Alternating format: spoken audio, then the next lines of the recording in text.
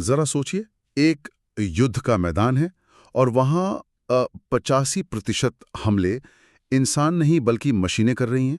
ओहो, ये तो पूरी तरह से विज्ञान कथा जैसा लगता है। बिल्कुल। और एक ऐसा देश जो रातों रात 1 करोड़ ड्रोन बनाने की क्षमता तक पहुंच गया है। और दूसरी तरफ एक ऐसा क्षेत्र है जहां मिसाइलों के मलबे की एक तस्वीर खींचना भी राष्ट्रीय सुरक्षा का सबसे बड़ा खतरा बन गया है। हाँ, आज की दुनिया की यही सच्चाई है। तो आज मंगलवार है, 17 मार्च 2026। आज की इस विस्तृत चर्चा का मुख्य उद्देश्य वैश्विक सुरक्षा, युद्ध के पूरी तरह से बदल चुके तरीकों और इस नई दुनिया में कूटनीति की उलझी हुई डोर को समझना है। सही कहा। और हमारे पास इस चर्चा के लिए जानकारी के कई बहुत ही अहम स्रोत हैं। हाँ, जैसे कि कीव स्कूल ऑफ इकोनॉमिक्स की ड्रोन इनोवेशन रिपोर्ट, यरूशलेम post, Ariana news, the Sunday guardian, ET insights और गल्फ न्यूज की रिपोर्टें। और इसके साथ ही विधिज्ञ क्विज से जुड़े कुछ ऐसे जमीनी तथ्य भी हैं जो इस पूरी पहेली को सुलझाने में हमारी मदद करेंगे। बिल्कुल। तो हमारा मिशन सीधा है, सूचनाओं के इस भारी शोर को हटाकर उन अहम जानकारियों को सामने लाना है जो ये तय कर रही हैं कि हमारी दुनिया किस दिशा में जा रही है। तो चलिए इसे समझते हैं। देखिए, तकनीक और भू राजनीति का ये संगम शायद आधुनिक इतिहास के सबसे जटिल मोड़ों में से एक है। आज की हमारी ये चर्चा सिर्फ ये जानने के बारे में नहीं है कि नक्शे पर कहाँ-कहाँ धमाके हो रहे हैं, बल्कि ये समझने के बारे में है कि उन धमाकों के पीछे की तकनीक कैसे काम कर रही है। मतलब फैसले लेने वाले कमरों में बैठे लोग दुनिया के इन बदलते नियमों के साथ कैसे तालमेल बिठा रहे हैं, है ना? बिल्कुल। तो शुरुआत उस सबसे बड़े तकनीकी बदलाव से करते हैं जिसने आज के समय में हर संघर्ष का चेहरा पूरी तरह से बदल के रख दिया है। मेरा मतलब है ड्रोन क्रांति। हाँ, ये सबसे अहम मुद्दा है। कीव स्कूल ऑफ इकोनॉमिक्स की हालिया रिपोर्ट के अनुसार 2025 तक युद्ध की अग्रिम पंक्ति के 80 से 85% लक्ष्य सिर्फ UAV यानी मानव रहित हवाई वाहनों द्वारा साधी जा रहे हैं। ये एक बहुत बड़ा आंकड़ा है। और यूक्रेन का तो पूरा का पूरा रक्षा ढांचा ही बदल गया है। वे अब सालाना 1 करोड़ ड्रोन बनाने के स्तर तक पहुंच गए हैं। यहाँ सबसे दिलचस्प बात यह है कि ये अब सिर्फ हवा में उड़ने वाले और रेकी करने वाले कैमरे नहीं रह गए हैं। अगर हम इसे बड़े परिदृश्य से जोड़ें तो ये समझ में आता है कि ये अब केवल ड्रोन उड़ाने का मामला नहीं है, ये तकनीक के अत्यधिक विशेषीकरण का मामला है। विशेषीकरण से आपका क्या मतलब है? मतलब युद्ध के मैदान में ड्रोन की कई अलग अलग श्रेणियां बन चुकी हैं जो एकदम विशिष्ट सैन्य कार्य कर रही हैं।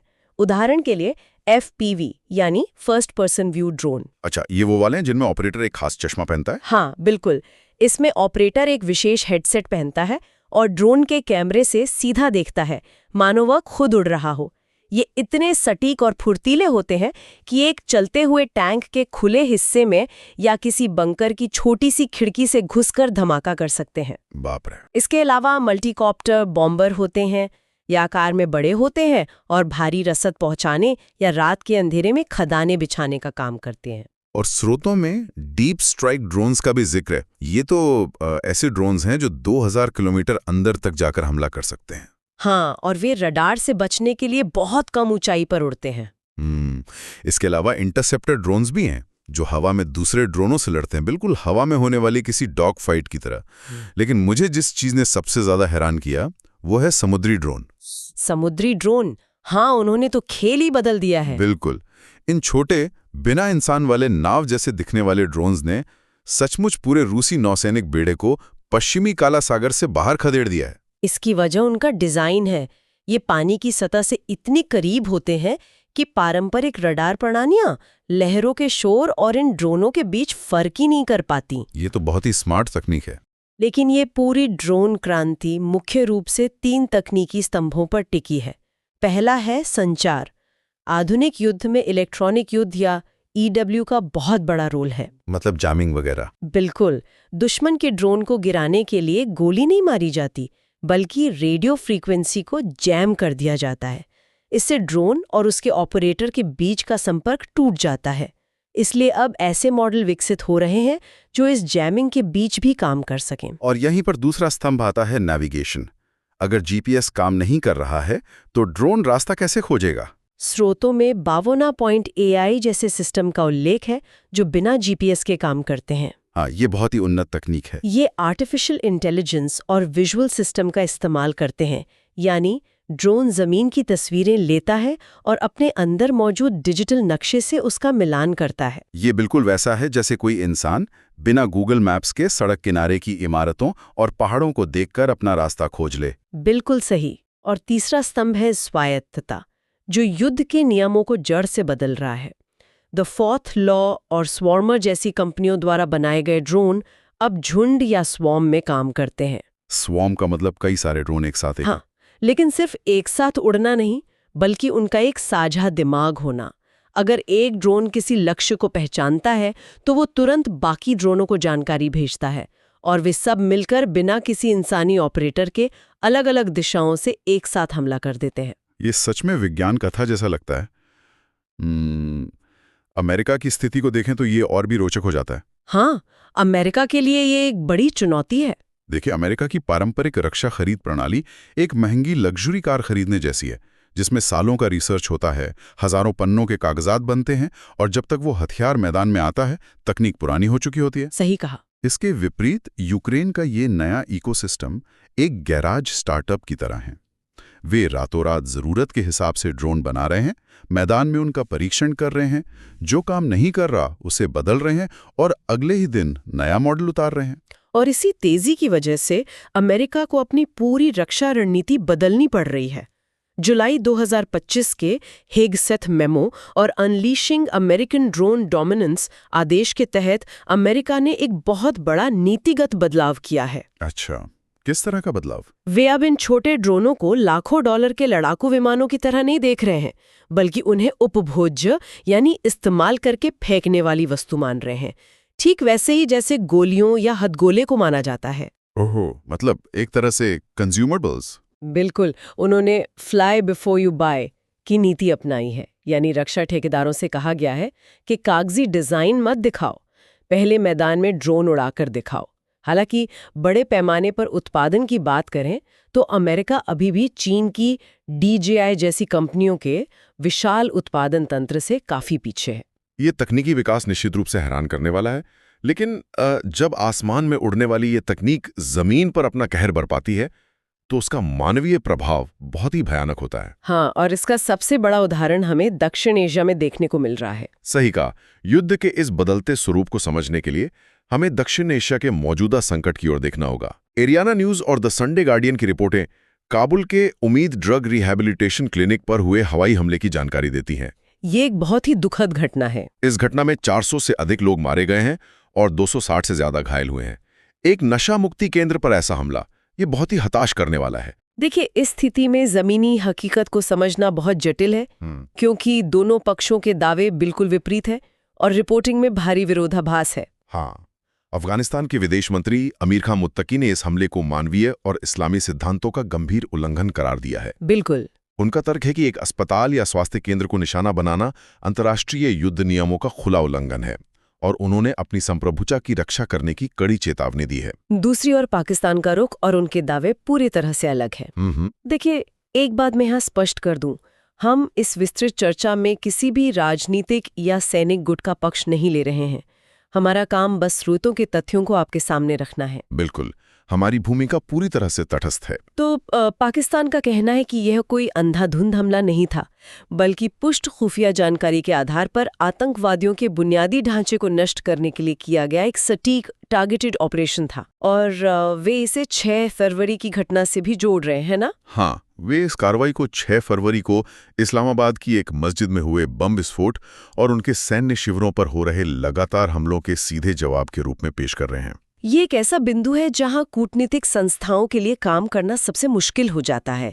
विश्व स्वास्थ्य संगठन के प्रमुख टेड्रोस अदनोम घेब्रेयेसस और संयुक्त राष्ट्र के मिशन यूनामा ने स्वास्थ्य सुविधाओं पर हुए इन हमलों की कड़ी निंदा की है। आंकड़े भी तो डराने वाले हैं। हाँ, आंकड़ों पर गौर करें तो इस साल वैश्विक स्तर पर नागरिक मौतों में 30% की चिंताजनक वृद्धि दर्ज की गई है। इस बीच चीन के विदेश मंत्री वांग यी ने दोनों देशों के बीच मध्यस्थता करने की पहल की है। लेकिन यहाँ एक बहुत बड़ा सवाल खड़ा होता है, जब दो देशों के दावे एक दूसरे के इतने विपरीत हों।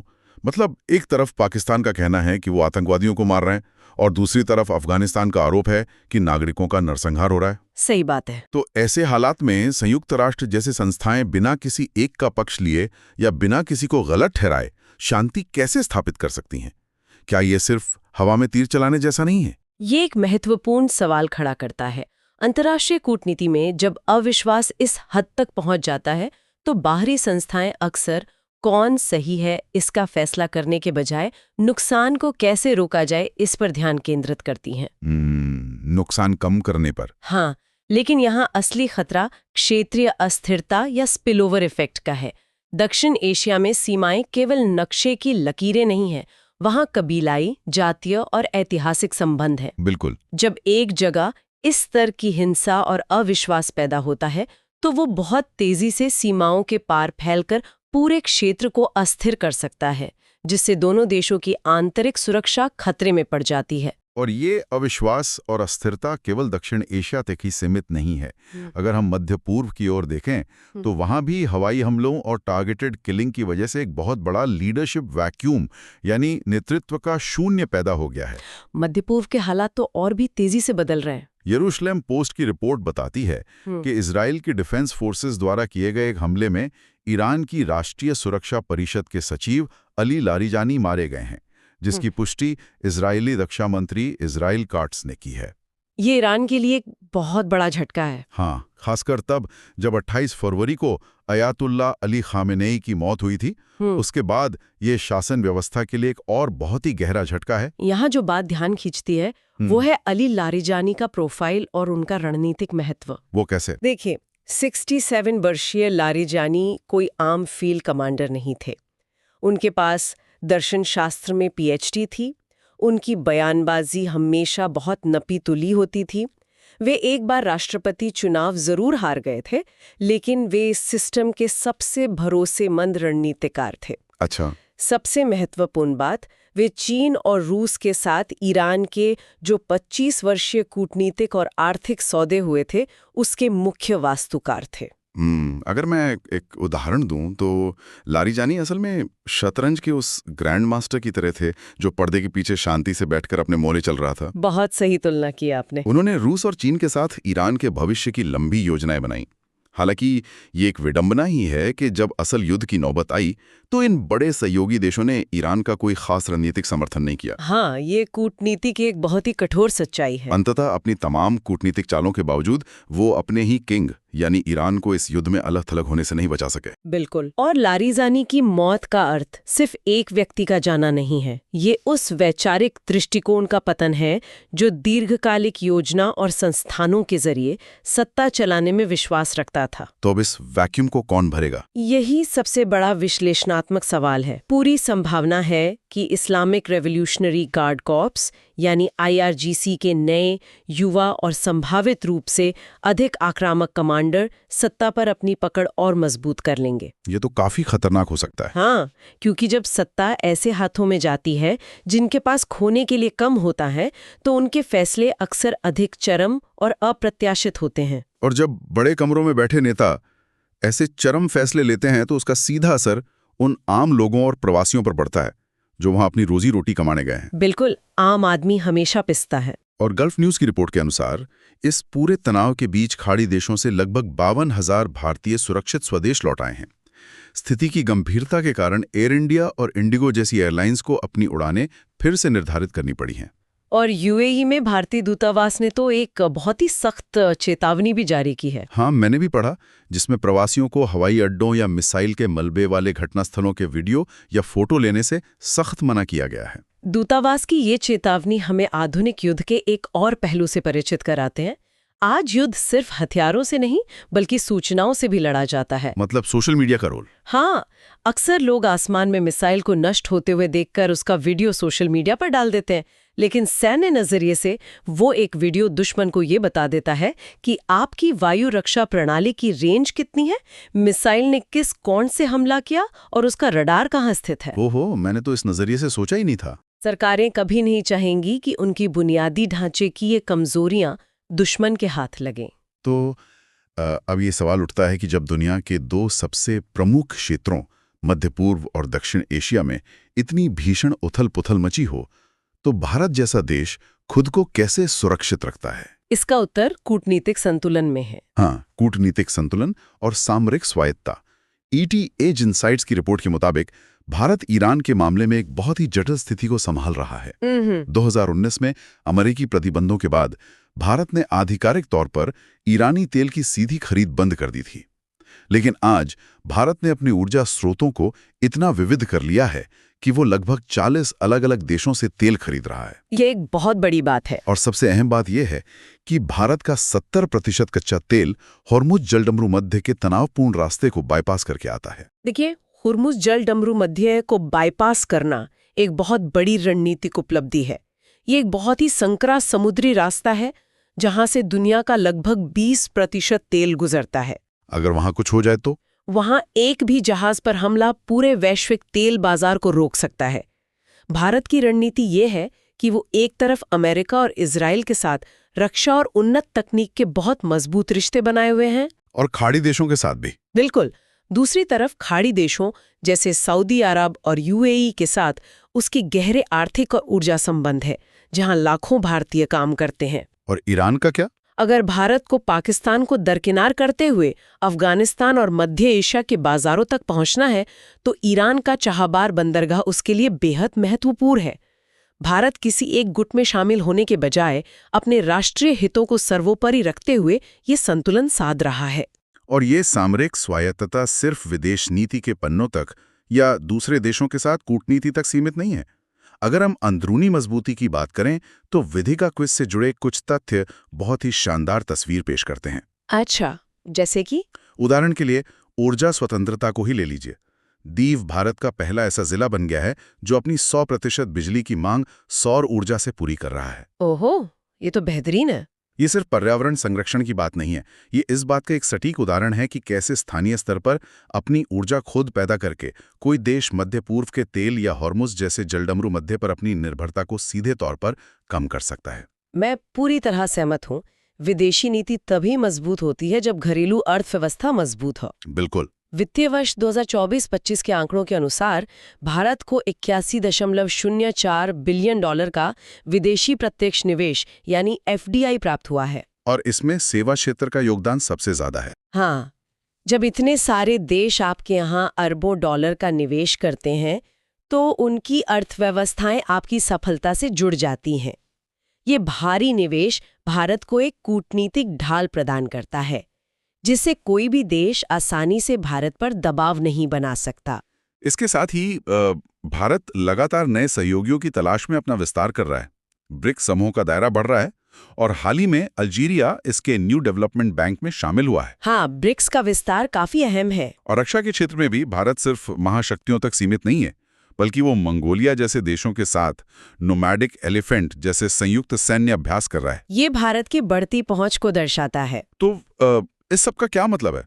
यहाँ मैं थोड़ा पीछे हटना चाहूंगा और एक सवाल पूछना चाहूंगा। जी, पूछिए। क्या ये जो सामरिक स्वायत्तता है, ये असल में बिना किसी सेफ्टी नेट या सुरक्षा जाल के एक बहुत ही पतली रस्सी पर चलने का सिर्फ एक अच्छा सा नाम नहीं है? आप ऐसा क्यों सोचते हैं? मेरा मतलब है, अगर कोई देश हर किसी को खुश रखने या हर किसी के साथ संतुलन बनाने के चक्कर में रहेगा, तो क्या अंततः जब कोई बड़ा वैश्विक संकट आएगा तो वो पूरी तरह से अकेला नहीं पड़ जाएगा? ये एक बहुत ही जायज और गहरा सवाल है। देखिए, शीत युद्ध के समय की पारंपरिक कूटनीति में किसी एक मजबूत गुट में शामिल होना ही सुरक्षा माना जाता था। लेकिन आज हम एक बहुध्रुवीय दुनिया में रह रहे हैं जहां समीकरण बहुत तेजी से बदलते हैं। इसका सबसे ताजा उदाहरण हमने ईरान के मामले में ही देखा। ईरान के मामले में कैसे? जिन देशों के साथ उन्होंने दशकों के रणनीतिक गठजोड़ किए थे, जैसे रूस और चीन, असली संकट के समय उनका रवैया बहुत ही सीमित रहा। ऐसे माहौल में किसी एक गुट या सेफ्टी नेट पर पूरी तरह से निर्भर होना ही सबसे बड़ा खतरा बन सकता है। तो फिर स्वायत्ता ही बचाव है? बिल्कुल। स्वायत्ता का मतलब सबको खुश रखना नहीं है, बल्कि किसी के भी अधीन न होना है। आज के समय में यह कूटनीतिक लचीलापन ही किसी भी देश का सबसे बड़ा सुरक्षा कवच है। तो आज की इस विस्तृत चर्चा के तारों को अगर एक साथ जोड़ा जाए तो तस्वीर कुछ यूं बनती है। कैसे स्वायत्त ड्रोन और स्वार्म तकनीक युद्ध के पुराने नियमों को तोड़ रही हैं और अमेरिका जैसी महाशक्तियों को भी रातों रात अपनी नीतियां बदलने पर मजबूर कर रही हैं। बिल्कुल। हमने देखा कि कैसे काबुल में हुए हमले ने मानवीय संकट और देशों के बीच अविश्वास की खाई को उस स्तर तक गहरा कर दिया है जहां संस्थाएं भी बेबस नजर आती हैं। और मध्य पूर्व का नेतृत्व संकट भी हमने देखा। हाँ, मध्य पूर्व में पुराने रणनीतिकारों के खात्मे से जो एक नेतृत्व का शून्य पैदा हुआ है, वो नए और अधिक खतरनाक फैसले लेने वालों के लिए रास्ता खोल रहा है। और इन सब के बीच देश अपनी कूटनीतिक समझ और आर्थिक आत्मनिर्भरता जैसे दीव का 100% सौर मॉडल और भारी विदेशी निवेश के जरिए खुद को इस वैश्विक तूफान से बचाए रखने की कोशिश कर रहे हैं। सही कहा, ये सभी बिंदु अलग अलग दिखते हुए भी एक ही बड़ी कहानी का हिस्सा है।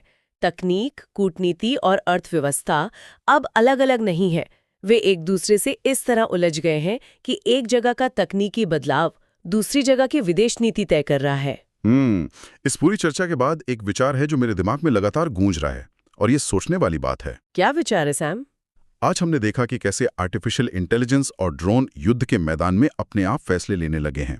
जरा सोचिए, जब भविष्य के युद्ध के मैदान से इंसानी पायलट और सैनिक पूरी तरह से हटा लिए जाएंगे, तो क्या युद्ध शुरू करने का जो डर या हिचकिचाहट होती है, वो खतरनाक रूप से कम नहीं हो जाएगी? ये एक बहुत ही डरावनी संभावना है। बिल्कुल। अगर बड़े कमरों में बैठे नेताओं को ये पता हो कि उनके आदेश के बाद ताबूत में उनके अपने देश के सैनिक लौट कर नहीं आएंगे क्योंकि वे तो सिर्फ मशीनें भेज रहे हैं, तो क्या वे बहुत ही आसानी से हवाई हमलों का आदेश नहीं दे देंगे? हाँ, ये युद्ध को एक वीडियो गेम जैसा बना देगा। और इसका सबसे खौफनाक विरोधाभास ये है कि मशीनों की इस सुरक्षित जंग में जमीनी स्तर पर और भी अधिक निर्दोष और आम नागरिकों की जान जाएगी। बिल्कुल सच कहा आपने। तकनीक ने भले ही इंसान को युद्ध की अग्रिम पंक्ति से दूर कर दिया हो, लेकिन इस युद्ध के घाव आज भी उतने ही गहरे और वास्तविक हैं। इस सोच के साथ हम आज की ये गहरी चर्चा यहीं समाप्त करते हैं। स्रोत और तथ्य हमारे सामने हैं, लेकिन निष्कर्ष आपको खुद निकालने हैं।